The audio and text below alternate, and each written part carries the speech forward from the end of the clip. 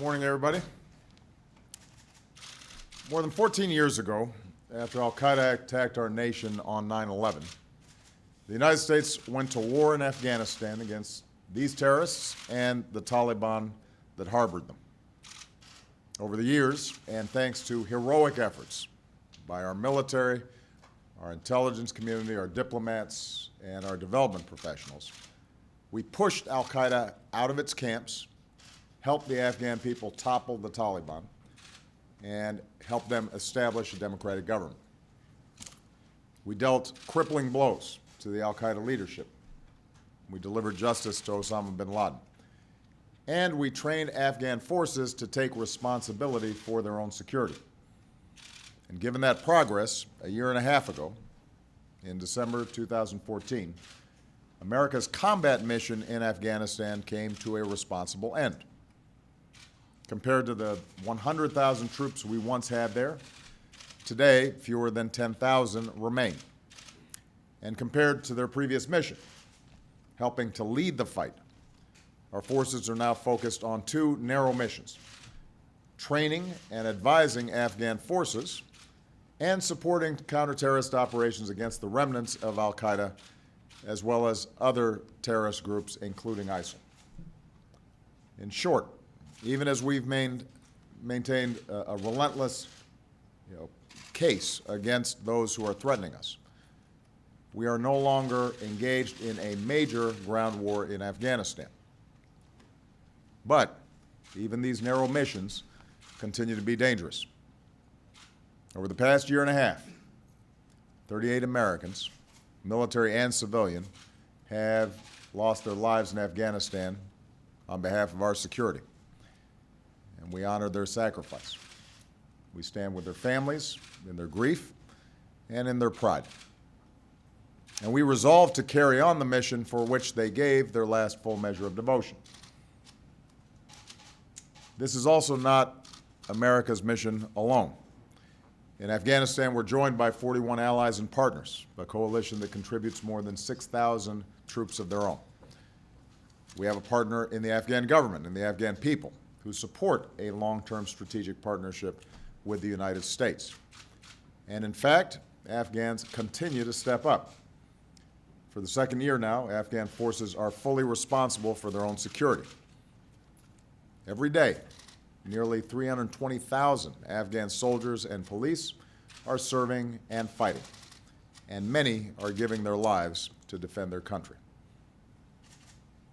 To their credit, and in the face of a continued Taliban insurgency and terrorist networks, Afghan forces remain in control of all the major population centers, provincial capitals, major transit routes, and most district centers. Afghan forces have beaten back attacks, and they've pushed the Taliban out of some areas. And meanwhile, in another milestone, we recently removed the leader of the Taliban, Akhtar Mohammad Mansour. Nevertheless, the security situation in Afghanistan remains precarious. Even as they improve, Afghan security forces are still not as strong as they need to be. With our help, they're still working to improve critical capabilities such as intelligence, logistics, aviation, and command and control. At the same time, the Taliban remains a threat. They've gained ground in some cases. They've continued attacks and suicide bombings, including in Kabul. Because the Taliban deliberately target innocent civilians, more Afghan men, women, and children are dying. And often overlooked in the global refugee crisis, millions of Afghans have fled their homes, and many have been fleeing their country. Now, as President and Commander-in-Chief, I've made it clear that I will not allow Afghanistan to be used as safe haven for terrorists to attack our nation again. And that's why I constantly review our strategy with my national security team, including our commanders in Afghanistan. In all these reviews, we're guided by the facts, what's happening on the ground, to determine what's working and what needs to be changed. And that's why at times I've made adjustments. For example, by slowing the drawdown of our forces, and more recently, by giving U.S. forces more flexibility to support Afghan forces on the ground and in the air. And I strongly believe that it is in our national security interest, especially after all the blood and treasure we've invested in Afghanistan over the years, that we give our Afghan partners the very best opportunity to succeed. Upon taking command of coalition forces this spring, General Nicholson conducted a review of the security situation in Afghanistan and our military posture. It was good to get a fresh set of eyes. And based on the recommendation of General Nicholson, as well as Secretary Carter and Chairman Dunford, and following extensive consultations with my national security team, as well as Congress and the Afghan government and our international partners, I'm announcing an additional adjustment to our posture. Instead of going down to 5,500 troops by the end of this year, the United States will maintain approximately 8,400 troops in Afghanistan into next year through the end of my administration. The narrow missions assigned to our forces will not change. They remain focused on supporting Afghan forces and going after terrorists.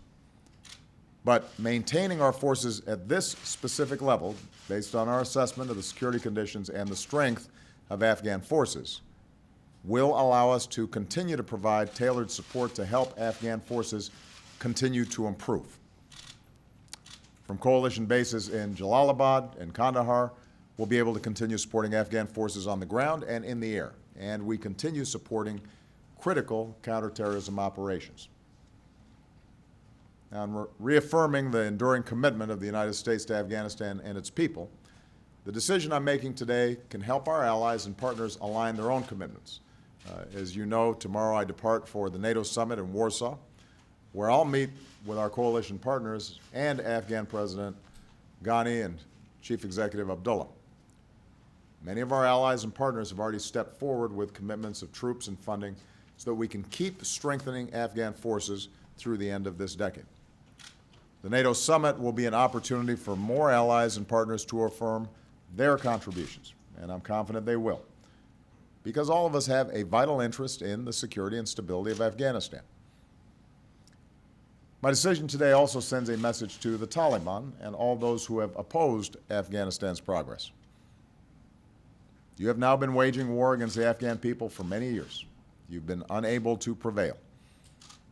Afghan security forces continue to grow stronger, and the commitment of the international community, including the United States, to Afghanistan and its people will endure. I will say it again. The only way to end this conflict and to achieve a full drawdown of foreign forces from Afghanistan is through a lasting political settlement between the Afghan government and the Taliban. That's the only way. And that is why the United States will continue to strongly support an Afghan-led reconciliation process, and why we call on all countries in the region to end safe havens for militants and terrorists. Finally, today's decision best positions my successor to make future decisions about our presence in Afghanistan. In January, the next U.S. president will assume the most solemn responsibility of the Commander-in-Chief, the security of the United States and the safety of the American people.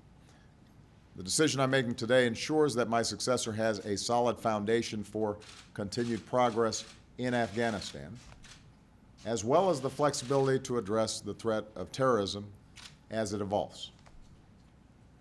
So in closing, I want to address directly what I know is on the minds of many Americans, especially our troops and their families who've borne a heavy burden for our security. When we first sent our forces into Afghanistan 14 years ago, few Americans imagined we'd be there in any capacity this long. As president, I focused our strategy on training and building up Afghan forces. It has been continually my belief that it is up to Afghans to defend their country.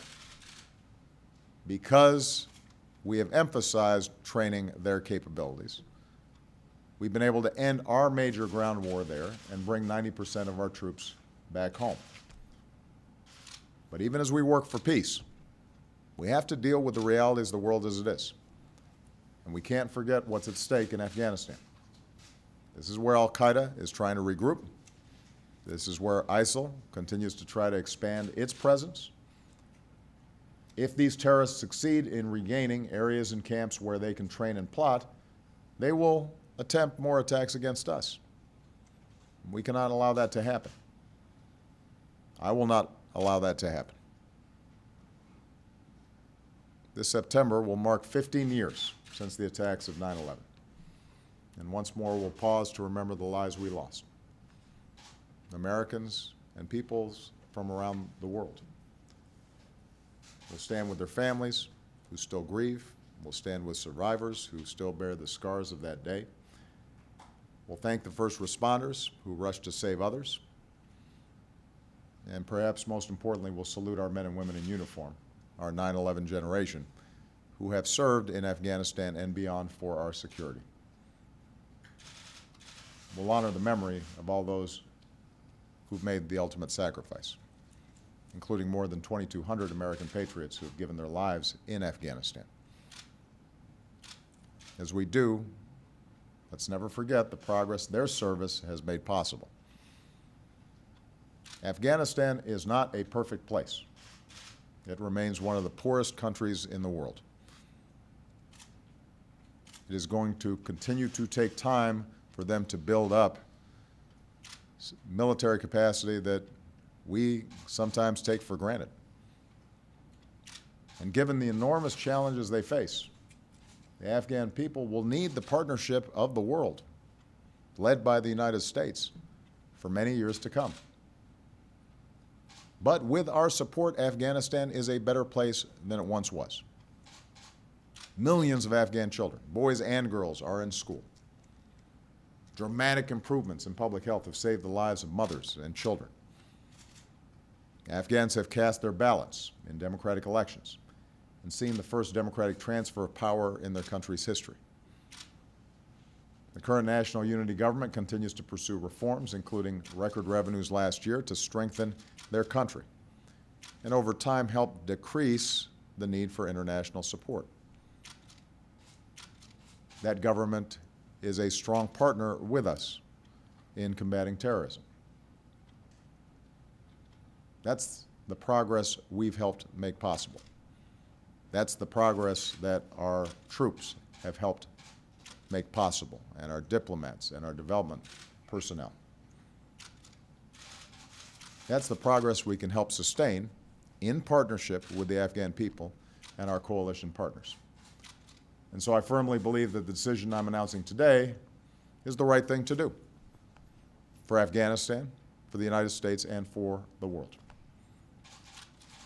May God bless our troops and all who serve to protect us. May God bless the United States of America.